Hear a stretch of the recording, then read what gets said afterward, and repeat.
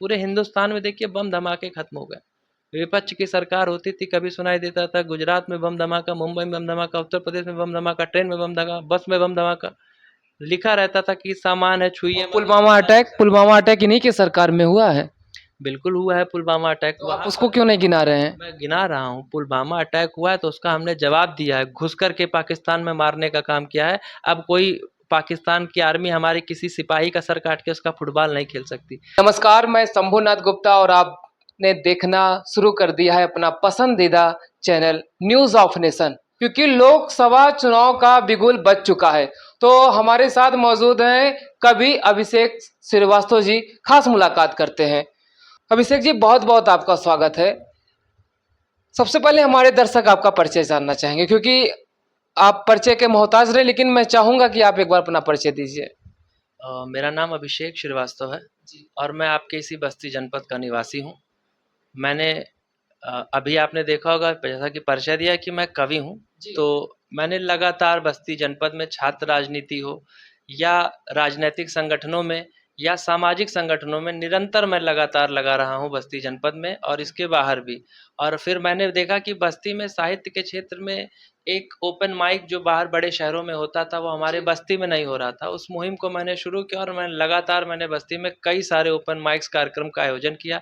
एक चैनल हमने बनाया साहित्यिक अनुभूति, जिसमें बस्ती जनपद के तमाम युवा प्रतिभाएं जिनको मंच देने का काम हमारे साहित्यिक अनुभूति के द्वारा किया गया। राजनीति में कैसे आए? ये रुचि कहाँ से आपके अंदर जागृत हुई? देखिए, बताया था जब इंसान कहीं ना कहीं से निराश और हताश होता है तो या तो वो लिखने लगता है या तो वो राजनीति में या राजनीति के माध्यम से अपने कार्य को कराने के लिए बाध्य करता है सरकार को और प्रशासन को और शासन को कि कहीं भी अगर कोई दुर्व्यवस्था हो रही हो तो उसको ठीक किया जाए। क्योंकि मैं छात्र जीवन में भी था तो हमें कई सारी समस्याओं का सामना करना पड़ता था हमारे छात्र जीवन के दौरान।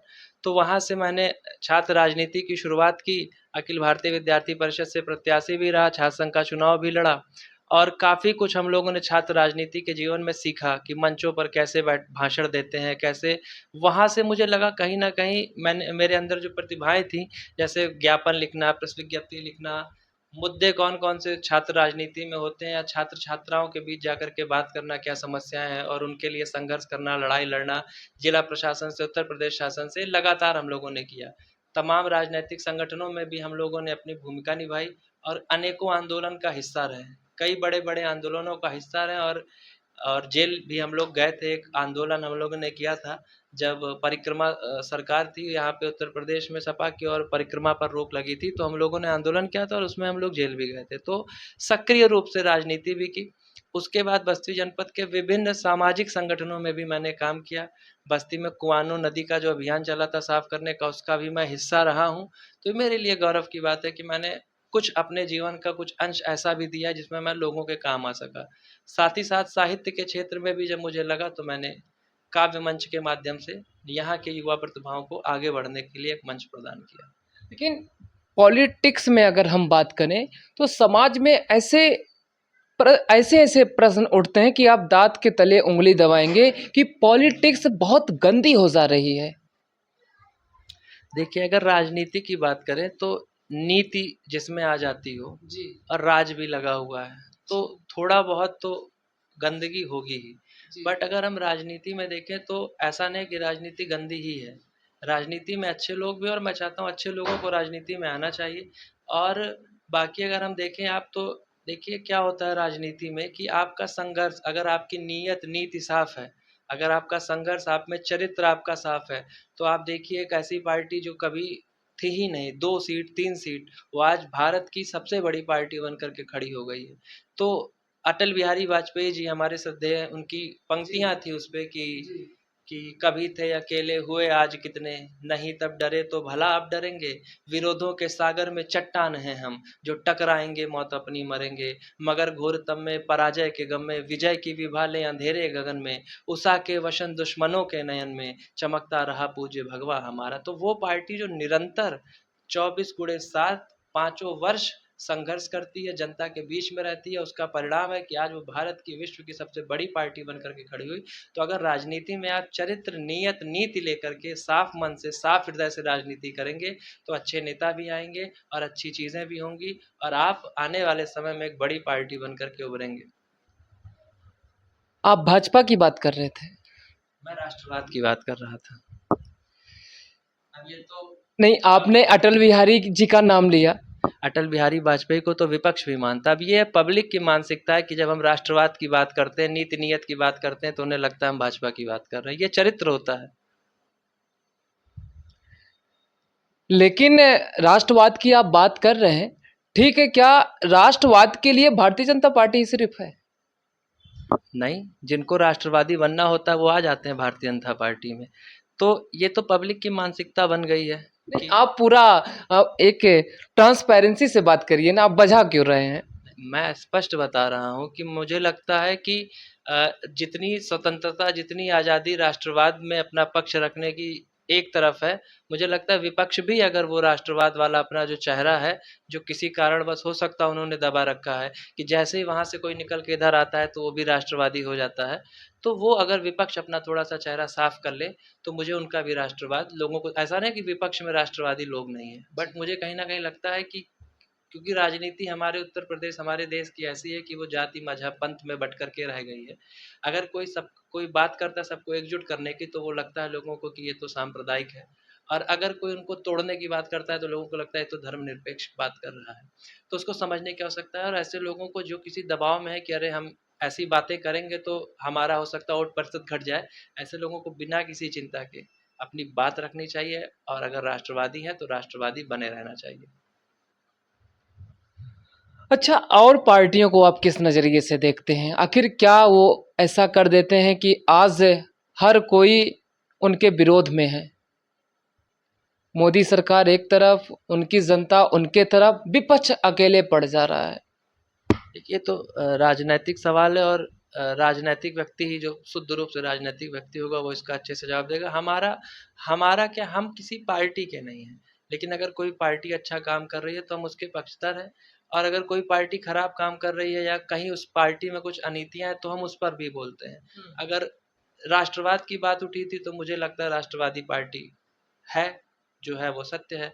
अगर कमियों की बात की जाए तो हर जगह कमियां भी होती हैं, उन पर भी, बट मैं राजनीतिक व्यक्ति की तरह जवाब नहीं देना चाहूँगा, एक आम कार्यकर्ता की तरह जवाब देना चाहूँगा। अगर कहीं पर भी देश की बात हो तो विपक्ष हो या पक्ष हो, सबको एक साथ हो जाना चाहिए, किसी को सर्जिकल स्ट्राइक का प्रूफ नहीं मांगना चाहिए। और जब आप ऐसा करते हैं तो कहीं ना कहीं आपको इस कैटेगरी में खड़ा कर दिया जाता है कि आप राष्ट्रवादी हैं कि नहीं। आपको विदेशों में जाकर के ये नहीं कहना चाहिए कि भारत में लोकतंत्र खत्म हो गया है। ये कौन कहा? जिसने भी कहा हो, ये कौन कहा? देख रही है, वो सब जानती है किसने क्या कहा, किसने क्या नहीं कहा। आप अगर भारत के बाहर जाकर के भारत की आलोचना करते हैं तो आपके अंदर का राष्ट्रवाद समाप्त हो चुका है। नहीं, कौन कहा? जो भी, मैं कोई राजनीतिक व्यक्ति नहीं, मैं किसी व्यक्ति का नाम भी नहीं लेना। छात्र छात्र जब आप छात्र थे तब तो आपने राजनीति किया है ना, कुछ तो आपको उसके बारे में पता है कि राजनीति क्या होती है। जब मैं छात्र राजनीति में था तो मैं अराजनैतिक संगठन का हिस्सा था, मैं डायरेक्ट राजनीतिक संगठन का हिस्सा नहीं था। मैं सिर्फ युवा और छात्रों की आवाज़ उठाने का काम करता था। मैं चाहता था कि हिंदुस्तान के उत्तर प्रदेश में ऐसी शिक्षा व्यवस्था हो कि किसी भी छात्र को परीक्षा पास करने के लिए नकल के करने के माध्यम की आवश्यकता ना पड़े, ऐसे विद्यालयों में जाने की आवश्यकता ना पड़े जहाँ नकल होता और उसका भविष्य अंधकार में जाता हो। तो मैं हमेशा से उस व्यवस्था के खिलाफ था जहाँ शिक्षा व्यवस्था इस प्रकार की हो कि छात्र नकल करके एग्जाम दे रहा है, पास हो रहा है। तो उस समय हमारी तो आवाज़ मुहिम यही होती थी कि ग्रेजुएशन, पोस्ट ग्रेजुएशन करने के बाद कोई युवा बेरोजगार ना हो, उसके सामने रोजगार के आयाम। अच्छा, आप जिस पार्टी के बारे में कह रहे हैं कि ये राष्ट्रवाद है, लेकिन उसी पार्टी पर अब समाज के ऐसे कई लोग हैं जो प्रश्न चिन्ह उठ रहा है उस पर कि बेरोजगारी, भ्रष्टाचार, शिक्षा की कमी, गरीबी रेखा में बढ़ोतरी, ऐसे तमाम मुद्दे रखे। ये मुद्दे समाप्त क्यों नहीं हो रहे हैं अभिषेक जी? आप G20 देश उठा के देख लीजिए, कोविड के बाद से भारत की महंगाई दर और बाकी जगह की महंगाई दर देखेंगे तो आपको डिफरेंस दिखेगा, सबसे कम है।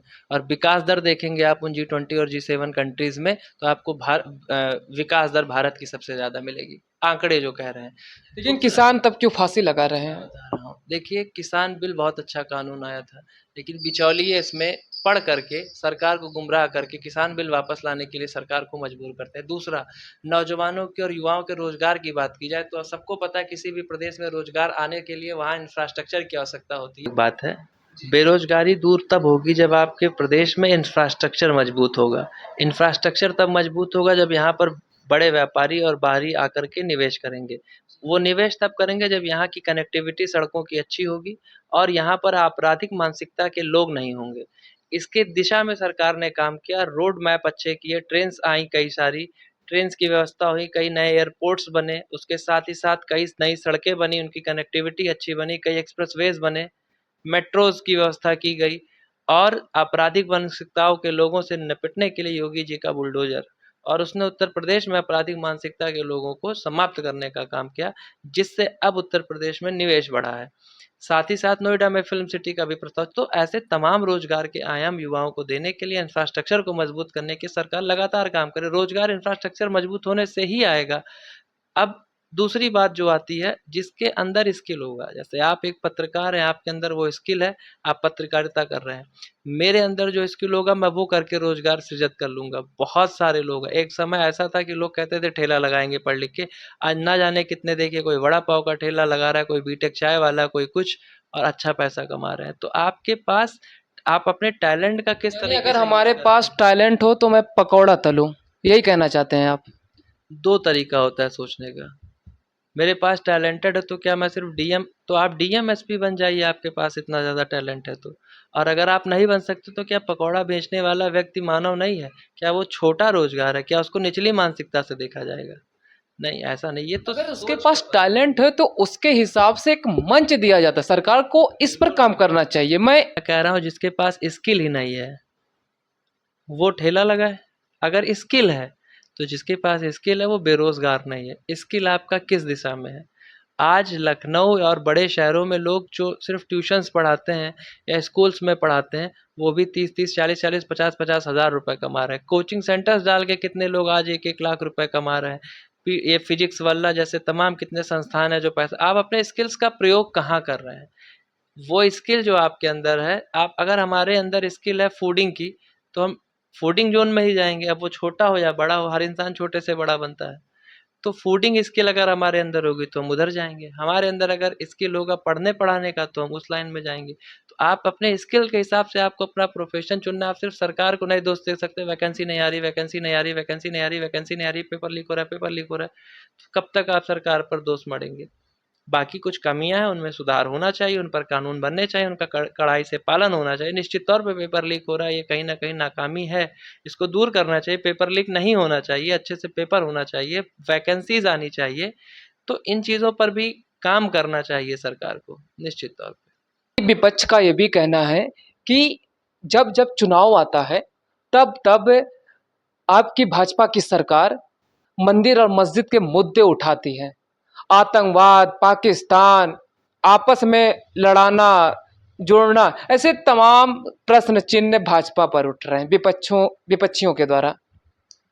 देखिए, मैं किसी राजनीतिक पार्टी का प्रवक्ता नहीं हूँ, पर चूंकि मेरी राजनीति में रुचि रही और मैं उससे जुड़ा रहा हूँ, तो मैं इस पर यही कहना चाहता हूँ कि आप देखिए, विपक्ष मंचों पर तो भाषण देगी कि ये है वो है, मंचों पर जब होती है तो बताएगी आतंकवादी भाजपा हिंदू मुस्लिम कर रही है, तो ये हो रहा है, तो वो हो रहा है। जब टीवी डिबेट में आती है तो कहती है महंगाई बेरोजगारी पे चर्चा होनी चाहिए। पार्लियामेंट में आप जाओगे तो आपके मुद्दे कुछ और होंगे। आप पार्लियामेंट में आवाज उठाओ ना, पूरे 10 साल के कार्यकाल में विपक्ष के किसी भी नेता ने, किसी भी पार्टी ने अगर महंगाई और बेरोजगारी के खिलाफ कोई बड़ा आंदोलन किया हो तो बताइए। आंदोलन होते हैं सीएए के खिलाफ, आंदोलन होता है किसान बिल के खिलाफ, आंदोलन होता है हिंदू मुस्लिम की चीज़ों पे, आंदोलन होता है ट्रिपल तलाक पे, आंदोलन होता है हलाला पे। बेरोजगारी महंगाई कहाँ है? जब आप खुद ही जा जाकर आप मुद्दा क्या बनाते हो? आप रामचरितमानस को मुद्दा बनाते हो। अगर आप हिंदू मुस्लिम करने वाले नहीं हो, अगर आप ऐसे नहीं हो, तो आप महंगाई बेरोजगारी और विकास का मुद्दा क्यों नहीं विपक्ष उठाते? तो भारत जोड़ो यात्रा निकाला, लोगों को जोड़ते हुए चल रहा है। इन्होंने नई मुहिम स्टार्ट की है। बहुत अच्छी मुहिम स्टार्ट की है, भारत जोड़ो यात्रा, और पार्लियामेंट में जाकर कहते हैं जातिगत जनगणना होनी चाहिए, इन समाज को, अल्पसंख्यक समाज को आरक्षण मिलना चाहिए। अल्पसंख्यक समाज की बहनों और महिलाओं को कन्याधन में देते थे, अखिलेश यादव जी की सरकार में सिर्फ अल्पसंख्यक बहनों को देते थे, क्या बाकी धर्म की बहनें बहनें नहीं थी? जातिगत जनगणना की बात आप करते हो और आप भारत जोड़ो यात्रा कर रहे हो। विदेश में जाकर आप बोलते हो भारत में लोकतंत्र खत्म हो गया है। किस तरह का आप भारत जोड़ रहे हैं? तो आपको अपना नीति, नियत, चेहरा, चरित्र स्पष्ट करना पड़ेगा। अगर ये जो आप बात बोल रहे हैं, मैं आपकी बात मानता हूं, सहमत भी हूं, लेकिन उस राहुल गांधी जी के साथ इतने लोगों की भीड़ कैसे चल रही है? करोड़ों लोग चल रहे हैं उनके साथ।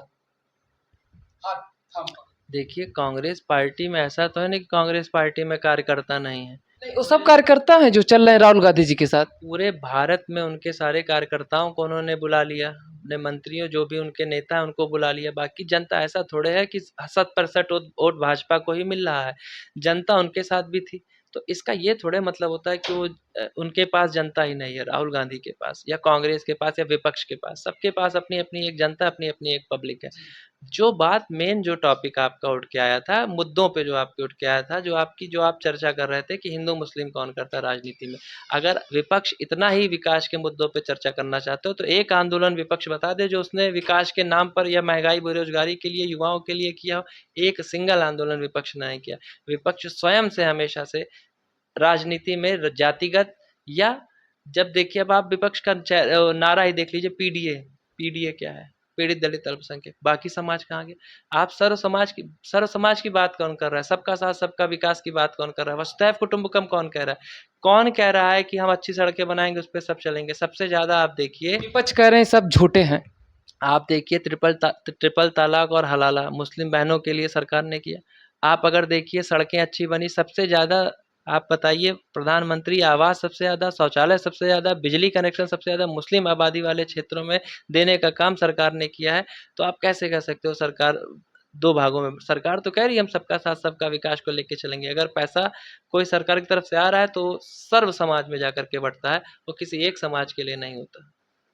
तो लगातार एक तरफ तो आप, जैसे दिक्कत क्या है ना, जब ये अपनी बातें करते हैं, मुस्लिम या दलित या अल्पसंख्यक या ये बोलते हैं, तो लोग कहते हैं धर्मनिरपेक्ष है। और अगर भारतीय जनता पार्टी कहीं राम मंदिर बोल देती है या कहीं सबका साथ सबका विकास बोल, तो ये कहते हैं कि ये तो सांप्रदायिक है। पूरे आप देखिए उत्तर प्रदेश, अब आप देखिए पूरे हिंदुस्तान में देखिए बम धमाके खत्म हो गए।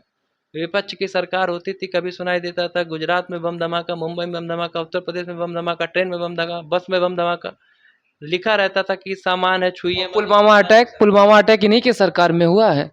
बिल्कुल हुआ है पुलवामा अटैक। तो आप उसको क्यों नहीं गिना रहे हैं? मैं गिना रहा हूँ, पुलवामा अटैक हुआ है तो उसका हमने जवाब दिया है, घुस करके पाकिस्तान में मारने का काम किया है। अब कोई पाकिस्तान की आर्मी हमारे किसी सिपाही का सर काट के उसका फुटबॉल नहीं खेल सकती। पाकिस्तान का जो रक्षा मंत्री है उसके पैर कांप रहे थे जब अभिनंदन पाकिस्तान में गया था कि अभिनंदन को वापस कर दो, नहीं तो भारत हम पर कभी भी क्योंकि मोदी जी तो शहीद हुए हैं हमारे सिपाही, उनके नाम पर वोट मांगने का काम आपकी सरकार करती है। क्या ऐसा होना चाहिए अपने भारत देश में? किस सैनिक के नाम पर वोट मांग लिया भारतीय जनता पार्टी ने? बयान आया है, मैं आपको दे दूंगा। देखिए, कोई किसी के नाम पे वोट नहीं मांगता। जब विपक्ष प्रश्न उठाता है कि आपने सैनिकों के लिए क्या किया, सिपाहियों के लिए क्या किया, तो बताया उन्होंने कि हमने उनकी शहादत का बदला लिया। हमने पाकिस्तान में घुस करके उन उन आतंकवादी ठिकानों को नेस्तनाबूद करने का काम किया, उन लोगों को जवाब देने का काम किया। इसको वोट मांगने की राजनीति थोड़े कहते हैं। कहाँ भारतीय जनता पार्टी के मैनिफेस्टो में लिखा है कि हमने सिपाहियों के नाम पे? इन्होंने जनसभा हो रहा था मोदी जी का, तो उन्होंने अपने मुख से ही बोला है। देखिए, जब कोई जनसभा होती है तो एक बड़ा भाषण होता है, उसके पीछे कुछ होता है, उसके बाद कुछ होता है, उसकी एक पॉइंट ऑफ व्यू होता है। बीच की पंक्तियां काट करके किसी की बात को सामने परोस देना, तो जब तक मैं उस चीज को पूरा सुनूंगा नहीं, मैं उस पर कुछ कह नहीं पाऊंगा। और वैसे भी मैं किसी पार्टी का पक्षधर बन के यहाँ नहीं बैठा हूँ। ठीक है, मतदाता जागरूकता लोग को लेकर आप क्या कहना चाहेंगे कि अपने मत का किस तरीके से ये जनता उचित मतदान करे? क्योंकि आजकल ये भी देखा जा रहा है, पॉलिटिकल के बदौलत मतदाताओं को भी खरीदा जा रहा है। देखिए, मतदाता को कोई खरीद करके वोट नहीं डला सकता किसी पे।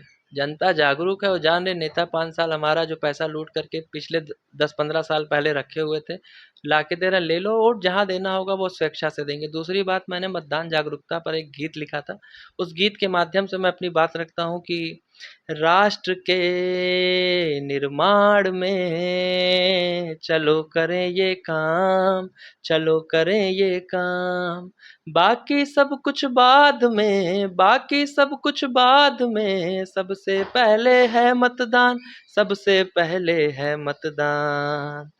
18 से ऊपर वालों की है ये जिम्मेदारी, हाथ पकड़कर साथ चलो मतदान करो बारी बारी, जागेगी बस्ती, जागेगी बस्ती तभी तो जागेगा हिंदुस्तान, जागेगा हिंदुस्तान। बाकी सब कुछ बाद में, बाकी सब कुछ बाद में, सबसे पहले है मतदान, सबसे पहले है मतदान।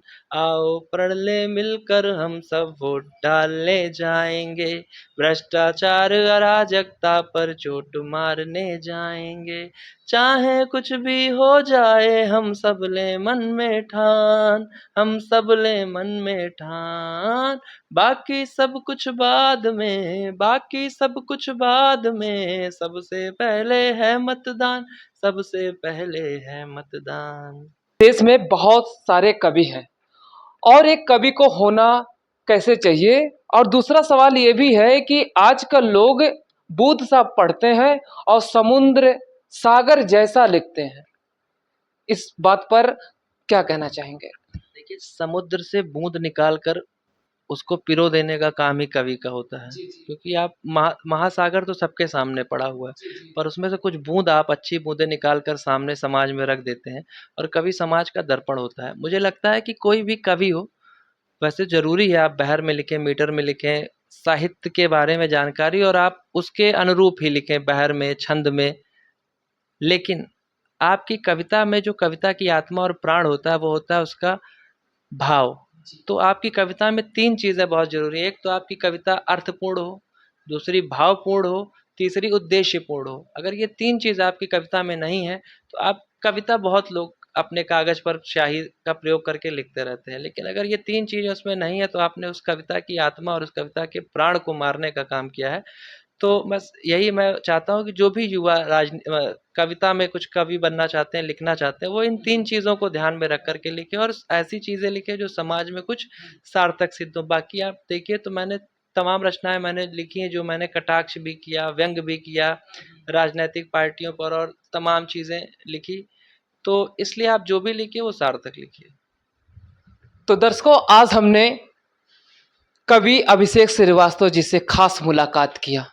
आपने देखा कि राष्ट्र के प्रति समर्पित हो चुके हैं, इनकी कलम की ताकत राष्ट्र के नाम पर ही है।